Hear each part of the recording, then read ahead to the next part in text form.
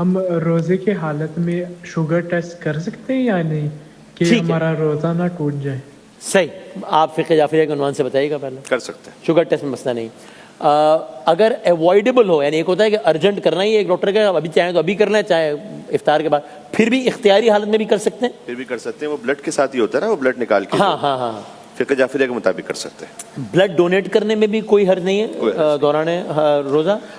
کوئی حرج نہیں ہے. اگر ایک تو یہ کہ ایمرجنسی والی کیفیت ہے، کسی کو ضرورت ہے، تب تو وہ وجوب کی حد تک بھی پہنچ سکتا ہے کہ اگر واجب کفائی ہے کہ جان کو بچایا جائے. ہاں ہاں، اور اگر ایسا نہیں ہے تب بھی اجازت ہے. لیکن اگر اس صورت میں جب ایمرجنسی نہیں ہے اور ہمارے بلڈ دینے کی وجہ سے ہمیں کمزوری ہو جائے گی روزے میں نقات، تو پھر مکروہ ہے، پھر بعد میں کر لیں. ٹھیک ہے، حرام بہرحال اس میں بھی نہیں، یعنی روزے کے باطل ہونے کا سبب بہرحال نہیں ہوگا.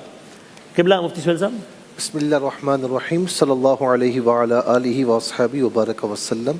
عام حالت میں روزے میں اگر وہ کسی کو بلڈ دینا چاہتا ہے تو اپنے آپ پر غور کر لے کہ ایسا نہ ہو کہ کمزوری غالب آ جائے. ہاں صحیح، کمزوری غالب آنے کا خدشہ ہے، کیونکہ بعض اوقات ہم نے دیکھا کہ نوجوان دیتے ہیں تو پھر جوس وغیرہ پی رہے ہوتے ہیں، آنکھوں کے آگے اندھیرا آ رہا ہوتا ہے، کہتے ہیں بھائی نہیں دینا چاہیے تھا. تو اس پر غور کر لے. اگر ایسا ہے تو افطار کے بعد دے دے، لیکن اگر کسی کی جان کا معاملہ ہے تو دے دے، کوئی حرج نہیں ہے اس میں. اور شوگر ٹیسٹ کا بھی سوال آیا. شوگر ٹیسٹ میں کوئی مسئلہ نہیں، کیونکہ بیسیکلی اس میں خون آپ کا نکل رہا ہے، صحیح ہے، اندر کوئی چیز نہیں جا رہی. ہاں صحیح.